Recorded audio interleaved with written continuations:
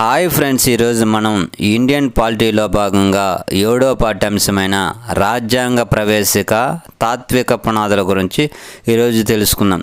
ప్రతి కాంపిటేటివ్ ఎగ్జామ్లో ఈ పాఠ్యాంశం నుంచి 1 లేదా 2 ప్రశ్నలు వచ్చే అవకాశం ఉంది. ఇప్పుడు ఈ పాఠ్యాంశం గురించి తెలుసుకుందాం. రాజ్యాంగ ప్రవేశిక భావనను ఎక్కడి నుండి గ్రహించారు? అమెరికా రాజ్యాంగం నుంచి గ్రహించారు. జవహర్లాల్ నెహ్రూ రాజ్యాంగ పరిషత్తులో లక్ష్యాలు ఆశయాలు తీర్మానాన్ని ఎప్పుడు ప్రవేశపెట్టారు? 1946 డిసెంబర్ 13న ప్రవేశపెట్టారు. రాజ్యాంగ పరిషత్తు లక్ష్యాలు ఆశయాలు తీర్మానాన్ని ఎప్పుడు ఆమోదించడం జరిగింది? 1947 జనవరి 22న ఆమోదించడం జరిగింది.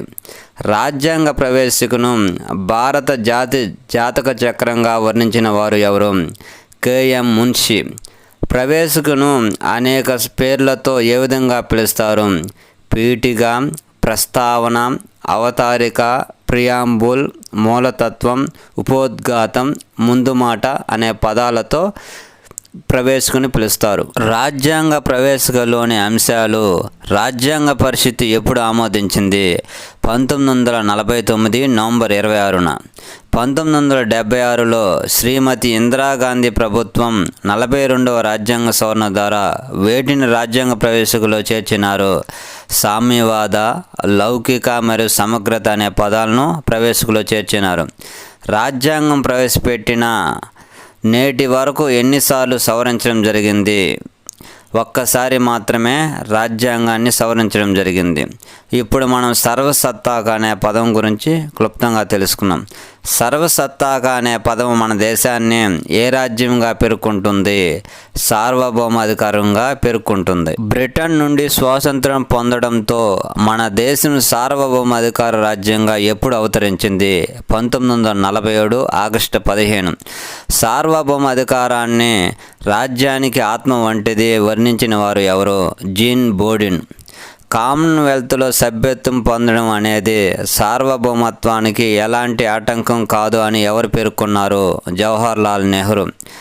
భారత్ కామన్వెల్త్లో సభ్యత్వాన్ని పొందడం అనేది దేశ విశాల ప్రయోజనాలు సాధించడం కోసమేనని ఎవరు పేర్కొన్నారు? బిఎన్ రావు. ఇప్పుడు మనం సామ్యవాదం గురించి తెలుసుకున్నాం. సమానత్వం సాధించుట మరియు సమాజ స్థాపనగా దేనిని భావిస్తారు? సామ్యవాదమును. సామ్యవాద సిద్ధాంతం కాకుండా బ్రిటన్ దేశానికి చెందిన ఫెమినిజం ఆధారంగా మన దేశ సామ్యవాదం రూపొందించారు అని ఎవరు పేర్కొన్నారు? Karl Marx. సామ్యవాద తరహా సమాజ స్థాపన తన లక్ష్యంగా ప్రకటించింది ఏ సమావేశంలో? 1955 అవార్డు కాంగ్రెస్ సమావేశంలో. సామ్యవాదం యొక్క అన్వయపు భాగమును ఏమంటారు? ఆదేశ సూత్రాలు అంటారు. ఏ రెండిటికి మధ్య జరిగిన వాద్యంలో సుప్రీంకోర్టు తీర్పునిస్తూ సామ్యవాదం అనే పదమును రాజ్యాంగం నుండి తొలగించాల్సిన అవసరం లేదని పేర్కొన్నది? D S Nakara versus Union of India కేసులో చెప్పడం జరిగింది. ఎవరి మధ్య జరిగిన వాద్యంలో సుప్రీంకోర్టు తీర్పునిస్తూ దేశంలో ఆర్థిక సంస్కరణల ఫలితంగా ప్రైవేటీకరణ జరిగినప్పటికీ సామ్యవాదం అనే పదాన్ని రాజ్యాంగ ప్రవేశిక నుండి తొలగించాల్సిన అవసరం లేదని పేర్కొన్నది? Common cause versus Union of India కేసులో చెప్పడం జరిగింది. ఎవరి మధ్య జరిగిన వాద్యంలో సుప్రీంకోర్టు తీర్పునిస్తూ సామ్యవాదం అనే సిద్ధాంతం ఒక సకారాత్మకమైన భావనను కలిగి ఉందని ఏ కేసులో పేర్కొనడం జరిగింది? ఎక్సెల్వేర్ వర్సెస్ యూనియన్ ఆఫ్ ఇండియా కేసులో చెప్పడం జరిగింది. ఇప్పుడు మనం లౌకిక గురించి తెలుసుకున్నాం. భారత ప్రాచీన సూక్తి అయిన సమధర్మ సద్భావన ఆధారంగా మన దేశం దేనిని అనుసరిస్తుంది? లౌకికవాదాన్ని అనుసరిస్తుంది. భారతదేశం లౌకిక రాజ్యం అనగా రాజ్యాంగానికి అధికారము మతం అంటూ ఉండదు. రాజ్యాంగంలోని ప్రాథమిక హక్కులలో లౌకిక లక్షణాలు ఉన్నప్పటికీ లౌకిక అనే పదం రాజ్యాంగంలో ఏనాటికి చేర్చలేదు. 1950 నాటికి చేర్చలేదు. రాజ్యాంగ పరిషత్తు సభ్యుడు భారత రాజ్యాంగమును భగవంతుని పేరు మీద ప్రమాణం చేయాలి అని తీర్మానం చేయాలని పేర్కొన్నప్పటికీ పరిషత్తు తిరస్కరించుటకు కారణం మన దేశ దేశం లౌకిక రాజ్యం కావడమే అని పేర్కొన్నవారు ఎవరు? హెచ్వి కామత్. ఎవరి మధ్య జరిగిన వాద్యంలో సుప్రీంకోర్టు 1994లో తీర్పునిస్తూ లౌకిక స్వభావం మన రాజ్యాంగం మౌలిక స్వరూపంలో అంతర్భాగమని తీర్పునిచ్చింది. SR Bommai versus Union of India కేసులో ఇవ్వడం జరిగింది. ఎవరి మధ్య జరిగిన వాద్యంలో భారత సుప్రీంకోర్టు లౌకిక వాదంపై తీర్పునిస్తూ భారతదేశం అనుసరించే లౌకిక విధానం సకారాత్మకమైనదని పేర్కొనడం జరిగింది. Aruna Roy versus Union of India కేసులో చెప్పడం జరిగింది. ఇప్పుడు మనం ప్రజాస్వామ్యం గురించి తెలుసుకున్నాం. డెమోక్రసీ అనే గ్రీకు భాషలోని ఏ పదాల కలయికతో ఏర్పడింది? డెమోస్ మరియు క్రేషియా అనే పదాల వల్ల డెమోక్రసీ అనే పదం ఏర్పడింది. డెమోస్ అనగా ప్రజలు, క్రేషియా అనగా పరిపాలన లేదా అధికారం అంటారు. ప్రజల చేత ప్రజల కొరకు ప్రజల చెంత ఉండే ప్రభుత్వ విధానమే ప్రజాస్వామ్యంను భారత్ అనుసరిస్తుందని ఎవరు పేర్కొన్నారు? Abraham Lincoln. ప్రభుత్వంలో ప్రతి ఒక్కరికి భాగస్వామ్యం కల్పించటమే ప్రజాస్వామ్యం అని ఎవరు పేర్కొన్నారు? Lord Bryce. రాజ్యాంగంలోని ఏ అధికరణమును అనుసరించి సార్వత్రిక వయోజన ఓటు హక్కును కల్పించడం జరిగింది? 326 అధికరణం ద్వారా కల్పించడం జరిగింది. 1952 నుండి 2019 వరకు మన దేశంలో ఎన్ని సార్వత్రిక ఎన్నికలు జరిగాయి? 17 సార్వత్రిక ఎన్నికలు జరిగాయి. మన దేశంలో 90 కోట్ల మంది ఓటర్లతో ప్రపంచంలో అతిపెద్ద దేశంగా వెలుగొందింది ప్రజాస్వామ్యం దేశంగా. ఇప్పుడు మన గణతంత్ర రాజ్యం గురించి తెలుసుకున్నాం.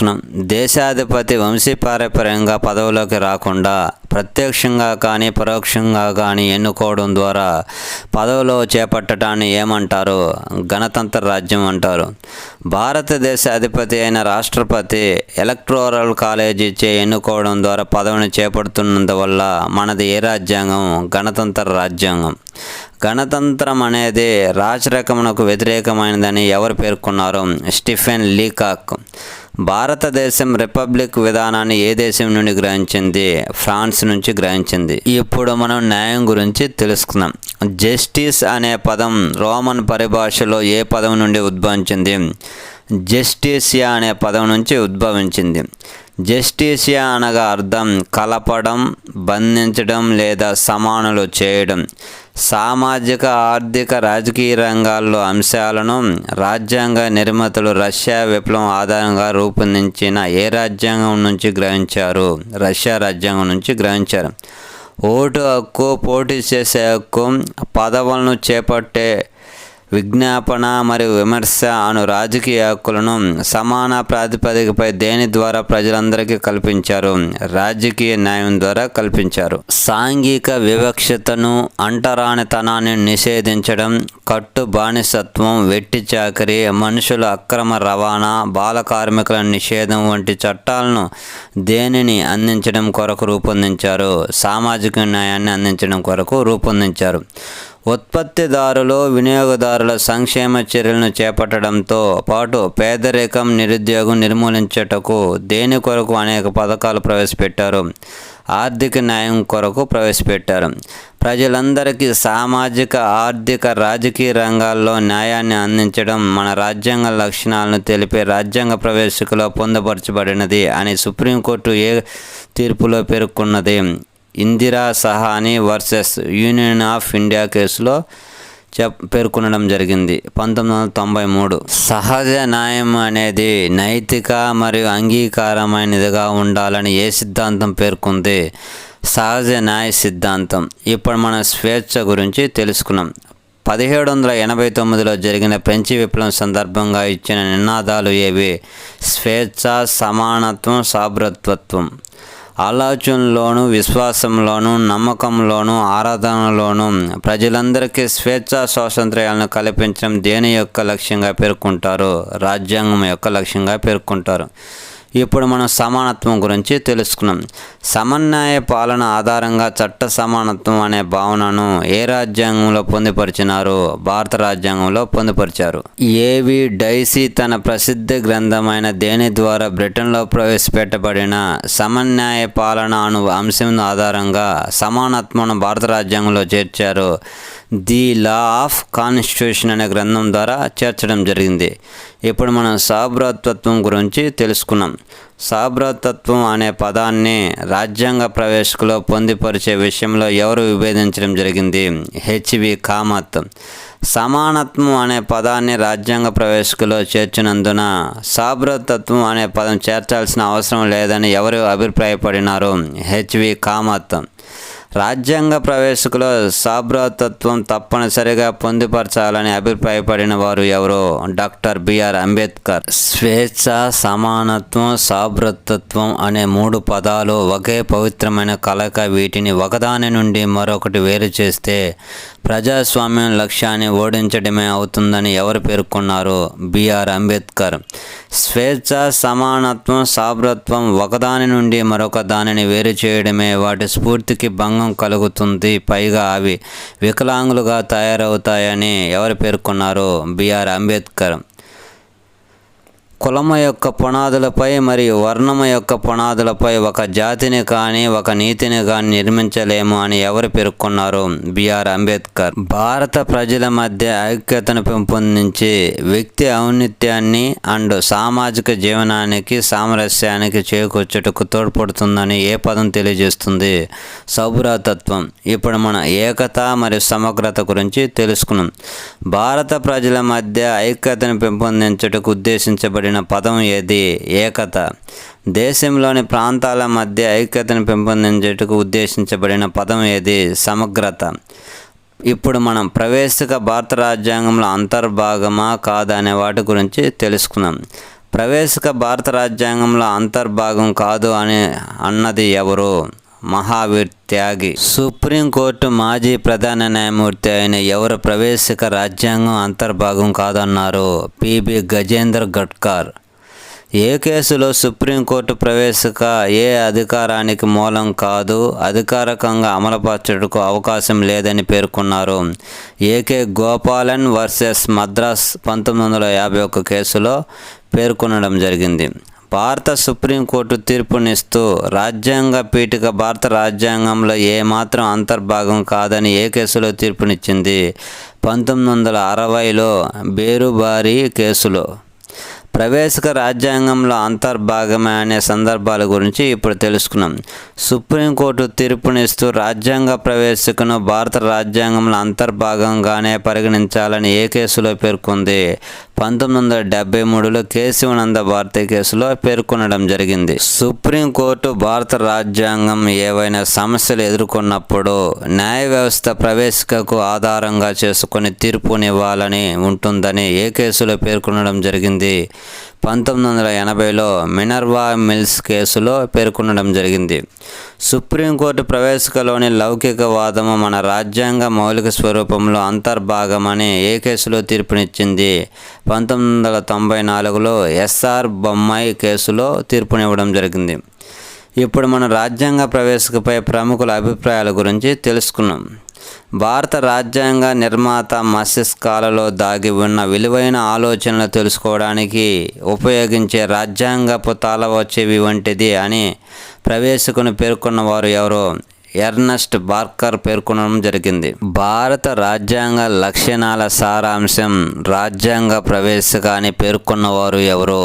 మతోల్కర్. ప్రవేశిక భారత రాజ్యాంగానికి ఆత్మ వంటిది, కంఠాభరణం వంటిది అని ఎవరు పేర్కొన్నారు? ఠాగూర్ దాస్ భార్గవ్. భారత ప్రజలు ఎంతో కాలం కన్న కలలు సాకారమే రాజ్యాంగ ప్రవేశిక అని పేర్కొన్నవారు ఎవరు? అల్లాడి కృష్ణస్వామి అయ్యర్. భారత రాజ్యాంగానికి ప్రధాన మూలాధారం రాజ్యాంగ పీఠిక అని పేర్కొన్నవారు ఎవరు? Ernest Barker. రాజ్యాంగ ప్రవేశిక మన రాజ్యాంగానికి గుర్తింపు కార్డు వంటిది ఎవరు పేర్కొన్నారు? ఎంవి ఫైలీ. రాజ్యాంగ ప్రవేశికను అమెరికా స్వాతంత్ర్యం మరియు హక్కుల ప్రకటనతో పోల్చదగినదిగా ఎవరు పేర్కొన్నారు? జస్టిస్ హిదాయతుల్లా. అమెరికా స్వాతంత్ర్యము మరియు హక్కుల ప్రకటన కంటే ఉన్నతమైనది, ఎందుకంటే మన రాజ్యాంగ నిర్మాతలు లక్ష్యాలు, ఆశయాలు ఇందులో ఇమిడి ఉన్నాయి అని పేర్కొన్నవారు ఎవరు? జస్టిస్ హిదాయతుల్లా. రాజ్యాంగ ప్రవేశిక మన రాజ్యాంగంలో భాగమని ఏ విధమైన పదాలను పొందుపరిచినప్పటికీ మన రాజ్యాంగ స్ఫూర్తి ప్రవేశికలో దాగి ఉన్నది అని పేర్కొన్నవారు ఎవరు? Justice S M Sikri. రాజ్యాంగ ప్రవేశిక భారత రాజ్యాంగానికి మణిహారం, కంఠాభరణం, కొలమానం, గీటురాయి వంటి అని ఎవరు పేర్కొన్నారు? ఠాగూర్ దాస్ భార్గవ. భారత రాజ్యాంగం ఎదుర్కొనే సమస్యలను ప్రవేశిక అనే వెలుగులో పరిష్కరించుకోవాలి అని పేర్కొన్నవారు ఎవరు? మహమ్మద్ ఇదేతుల్లా. ఈ బిట్స్ మీకు కాంపిటేటివ్ ఎగ్జామ్లో ఉపయోగపడతాయని ఆశిస్తూ మా వీడియోస్ మీకు నచ్చినట్లయితే లైక్ చేయండి, షేర్ చేయండి, ప్లీజ్ సబ్స్క్రైబ్ చేయండి. మరొక పాఠ్యాంశంతో మరొక వీడియోలో కలుసుకుందాం.